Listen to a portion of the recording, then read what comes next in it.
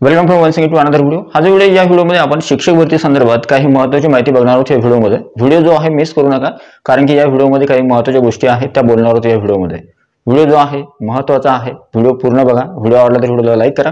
तुम्ही चॅनलवर नवीन असाल तर अशाच प्रकारच्या शिक्षक भरती संदर्भात माहितीसाठी चॅनलला सबस्क्राइब करा। साइड्स नोटिफिकेशन बेल तर ऑलवर सेट करा, जेणेकरून तुमच्याकडून कोणत्याही प्रकारचे नोटिफिकेशन मिस होणार नाही। तर चला सुरू करूया आजचा video. Telegram channel, WhatsApp channel, बाकीचे चॅनल्स लिंक डिस्क्रिप्शन मध्ये आहे, त्यांना सुद्धा तुम्ही जॉईन करू शकता किंवा सबस्क्राइब करू शकता।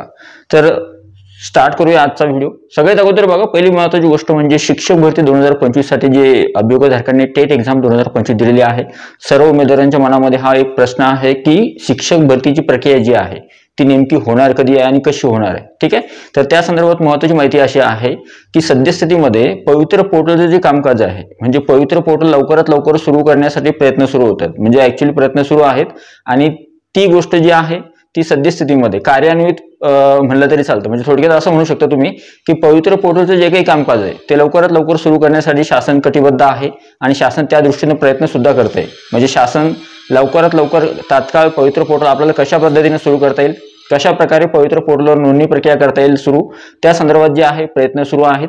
लवकरच तुम्हाला पवित्र पोर्टलची जी साईट आहे नवीन विद्यार्थ्यांसाठी, म्हणजे टेट एक्झाम 2025 ज्यांनी दिलेली आहे त्या विद्यार्थ्यांसाठी सुरू झालेली तुम्हाला दिसेल। आता आचारसंहिता संपायला काही दिवस किंवा काही अवधी शिल्लक आहे। काही दिवस झाल्यानंतर आचारसंहिता संपल्यानंतर ही पूर्ण प्रोसेस जी आहे ती सुरू झालेली असणार आहे। पुढची जी महत्त्वाची गोष्ट आहे ती आहे, आता पवित्र पोर्टलवर रजिस्ट्रेशन तर करायचं, पण मात्र आपल्याजवळ सगळ्या गोष्टी आहेत का, तर त्या गोष्टी सुद्धा बघणं खूप आवश्यक आहे। त्या संदर्भात महत्त्वाची माहिती कोणती आहे बघा। सगळ्यात अगोदर आता पवित्र पोर्टलचं रजिस्ट्रेशन सुरू झालं तर अभियोगधारकांच्या मनामध्ये 2-3 प्रश्न महत्त्वाचे असणार। एक पहिली महत्त्वाची गोष्ट म्हणजे काही अभियोगधारकांसाठी ही गोष्ट नवीन असणार आहे, काही अभियोगधारक नव्यानच नोंदणी करणार आहे, त्याच्यामुळे नोंदणी कशी करायची ते त्यांना माहितीच नाहीये। मग जे अभियोगधारक नवीन आहेत त्यांनी अगोदरचे काही मागच्या 2-3 भरती प्रक्रियेचे जे काही व्हिडिओज असतील युट्यूबवर, ते व्हिडिओज तुम्ही बघून घ्या, जेणेकरून तुम्हाला कळेल कशा प्रकारे पवित्र पोर्टलवर रजिस्ट्रेशन करतात किंवा नाव नोंदणी केल्या जाते। अजून एक महत्त्वाची गोष्ट आहे, दुसरा महत्त्वाचा प्रश्न म्हणजे पवित्र पोर्टलला रजिस्ट्रेशन करताना काही गोष्टी आपल्याला खूप महत्त्वाच्या आहेत। फॉर एक्झाम्पल, आता काही गोष्टीमध्ये आपण मिस्टेक करतो।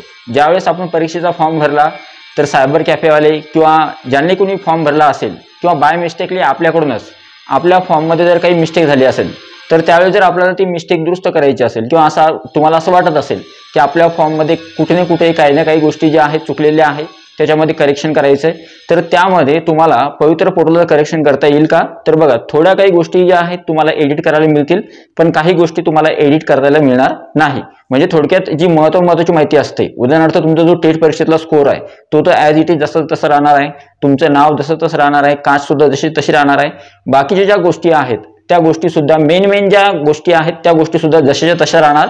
फक्त तुम्हाला काही गोष्टी ज्या मायनर गोष्टी आहेत त्याच्यामध्ये तुम्हाला बदल करता येणार आहे। आता तिसरा महत्त्वाचा प्रश्न जो आहे तो आहे पवित्र पोर्टल संदर्भातच की नाव नोंदणी करताना डॉक्युमेंट्स खरोखर लागतात का?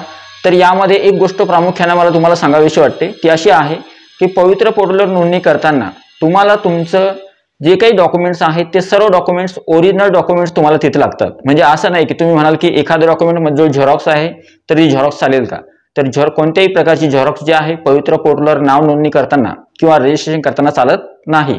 तुम्हाला तुमचे जे सर्टिफिकेट्स आहे ते सर्व सर्टिफिकेट्स ओरिजिनल लागतात। ओरिजिनल कॉपी तुमच्याजवळ असली पाहिजे। ती ओरिजिनल कॉपी स्कॅन केल्या जाते आणि स्कॅन केल्यानंतर ती ओरिजिनल कॉपी तुम्हाला अपलोड करावी लागते। एवढंच नाही, ते सर्टिफिकेट जो असतो त्या सर्टिफिकेटवर ज्या काही गोष्टी आहेत त्या सुद्धा तुम्हाला तिथे नमूद कराव्या लागतात। म्हणजे ऍक्च्युअली सर्टिफिकेट कोणता आहे, डोमिसाइल आहे का, मग नंतर त्याचा सिरियल नंबर काय आहे, नंतर त्याचा रजिस्ट्रेशन नंबर किंवा त्याचा डेट काय आहे, हे सगळ्या गोष्टी तुम्हाला तिथे फिल कराव्या लागतात। त्याच्यामुळं एक गोष्ट लक्षात ठेवा की तुम्हाला पवित्र पोर्टलवर रजिस्ट्रेशन किंवा नाव नोंदणी करताना तुम्हाला सर्व डॉक्युमेंट्स, जेवढ्या काही गोष्टी तुम्ही टेट एक्झामच्या फॉर्ममध्ये मेन्शन केलेल्या असतील त्या सगळ्या गोष्टींसंदर्भात तुमच्याजवळ डॉक्युमेंट असणं खूप आवश्यक आहे आणि ते सुद्धा ओरिजिनल डॉक्युमेंट्स। ठीक आहे, पुढची जी महत्त्वाची गोष्ट आहे, आता बोलूया आपण पवित्र पोर्टल बघितलं, पवित्र पोर्टलवर कशा पद्धतीने काय गोष्टी तुम्हाला लक्षात ठेवायच्या त्या सुद्धा बघितल्या। आता सगळ्यात महत्त्वाची गोष्ट, आता विद्यार्थ्यांचा प्रश्न होता की जागेसंदर्भात। आता जागेसंदर्भात बघा, सद्यस्थितीमध्ये संच मान्यता 2024-25 केल्या जाते, हे सगळ्यांना माहित आहे, पण त्याच्यामध्ये काही गोष्टी अशा आहेत त्या खूप महत्त्वाच्या आहेत। त्या कोणत्या? संच मान्यता 2024-25 मध्ये काही अशा आस्थापना आहेत किंवा तुम्ही थोडक्यात शाळा म्हणू शकता जेवढ्या काही शाळा आहेत त्या सगळ्या शाळांना संच मान्यता करायची आदेश दिलेले आहेत किंवा संच मान्यता करण्याचे सांगितलेले आहे. संच मान्यता 2024-25 ज्यावेळेस होईल तर त्यावेळेस पूर्ण आकडेवारी समोर येईल. मग आता काही आस्थापनांनी आपली संच मान्यता ऑलरेडी त्यांची झालेली आहे. त्या जागांची आकडेवारी तुम्हाला काही व्हिडिओमध्ये मी सांगितली असेल, तुम्हाला माहित सुद्धा आहे. काही ठिकाणची आकडेवारी जी आहे ती समोर आलेली आहे. काही ठिकाणी जे आहे शिक्षक जे आहेत त्यांची शिक्षक पद संख्या जी आहे चांगल्या पद्धतीने रिक्त आहे. त्या जागा पवित्र पोर्टलवर येतील. मग त्या जिल्हा परिषदेच्या असतील, महानगरपालिका नगरपालिकेच्या असतील किंवा खाजगी शैक्षणिक संस्थेच्या असतील, त्या सर्व जागा तुम्हाला पवित्र पोर्टलवर येणाऱ्या भरती प्रक्रियेमध्ये पाहायला मिळतील. दुसरी महत्त्वाची गोष्ट आहे ती आहे काही जिल्ह्यांमध्ये मात्र शिक्षकांची पदसंख्या जी आहे ती कमी आहे किंवा कमी प्रमाणात पदसंख्या रिक्त आहे. मग ती सुद्धा रिक्त पदसंख्या जी आहे पवित्र पोर्टलवर येईल. आता अजून एक गोष्ट आहे ती आहे शिक्षक अतिरिक्त होणार का? तर काही ठिकाणी शिक्षक जे आहेत अतिरिक्त होताना दिसतील तुम्हाला. काही जिल्ह्यांमध्ये शिक्षक अतिरिक्त झाले तर सगळ्यात अगोदर त्या शिक्षकांचं इतर ठिकाणी समायोजन केलं जाईल आणि नंतर उर्वरित पदसंख्या जी आहे ती पवित्र पोर्टलवर येईल. अशा पद्धतीने या गोष्टी असणार आहेत. आता आकडेवारी जी आहे तर आकडेवारी जोपर्यंत संच मान्यता पूर्ण होत नाही, 2024-25 सर्व आस्थापनांची पूर्ण होत नाही आणि जोपर्यंत प्रत्येक जिल्ह्यामध्ये किती जिल्हा परिषदेच्या किंवा खाजगीच्या किंवा नपाच्या किंवा मनपाच्या जागा रिक्त आहेत ती आकडेवारी समोर येत नाही, तोपर्यंत एकूण पदसंख्या किती पवित्र पोर्टलवर भरतीसाठी येणार ती सांगणं कठीण आहे. तरी सुद्धा आपण एक जेमतेम आकडेवारी जर बघितली, मागच्या भरतीचा जर अनुभव बघितला, 2017 असेल, 2022 असेल किंवा 2025, तर 2017च्या भरती प्रक्रियेमध्ये 15,000 पदांसाठी किंवा 15,000च्या आसपास पदसंख्या आली होती. पण मात्र त्यातली 12,000च्या आसपास आणि नंतर त्यातली 10,000 8-10,000च्या आसपास पदसंख्या भरल्या गेली. नंतर टेट एक्झाम 2022 साठी किंवा 2022 मध्ये जी भरती झाली त्याच्यामध्ये फेज 1 मध्ये 21,000 पदसंख्या आली होती. फेज 2 मध्ये 2-3,000 विदाऊट इंटरव्ह्यूच्या आणि नंतर 9,000च्या आसपास खाजगीच्या.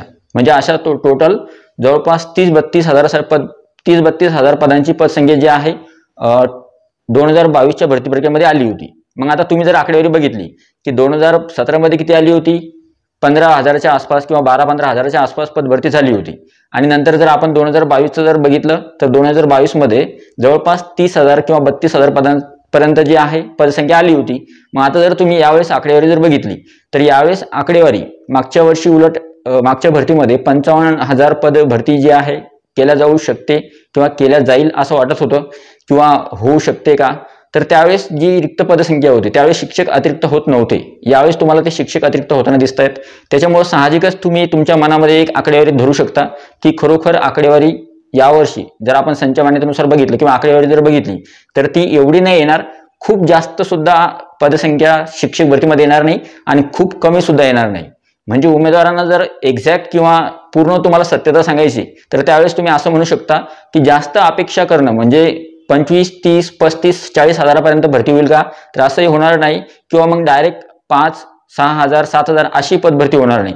पदभरती जी होईल तर ती नॉर्मल जी रेंज आहे म्हणजे ज्या पद्धतीने आतापर्यंत पदभरती केल्या गेली, पदभरती जी आहे ती 15,000च्या आसपास जी आहे पदभरती होऊ शकते, 15-16 हजारापर्यंत किंवा ही आकडेवारी वाढून 20,000पर्यंत जाऊ शकते. आणि मे बी पॉसिबिलिटी जर समजा खाजगीच्या जागा जर वाढल्या तर त्यावेळेस मात्र 20-25, 22-25 पर्यंत सुद्धा ही आकडेवारी जाऊ शकते. तर पदभरतीसाठी जागा किती येतील त्या सुद्धा मी तुम्हाला या गोष्टी क्लिअर करून सांगितल्या. तर आय होप हा जो व्हिडिओ आहे किंवा ही जी माहिती आहे तुम्हाला आवडली असेल. व्हिडिओ आवडला तर व्हिडिओला लाईक करा, हा जो व्हिडिओ आहे हाईप करायला विसरू नका. आणि तुम्हाला हा व्हिडिओ कसा वाटला कमेंट बॉक्समध्ये नक्की सांगा. आणि बाकीच्या गोष्टींसाठी तुम्ही चॅनलवर नवीन अपडेट जे आहेत किंवा शिक्षक भरती संदर्भात जी माहिती आहे त्यासाठी तुम्ही चॅनलला सबस्क्राईब करू शकता. साईडचं नोटिफिकेशन बिल ऑलवर सेट करू शकता जेणेकरून तुमच्याकडून कोणत्याही प्रकारचं नोटिफिकेशन मिस होणार नाही. आणि हा टेलिग्राम चॅनल व्हॉट्सअप चॅनल जे आहे नक्की जॉईन करा. तिथे सुद्धा तुम्हाला काही ना काही अपडेट्स मिळतच राहते. Thank you so much. Take care. Bye bye.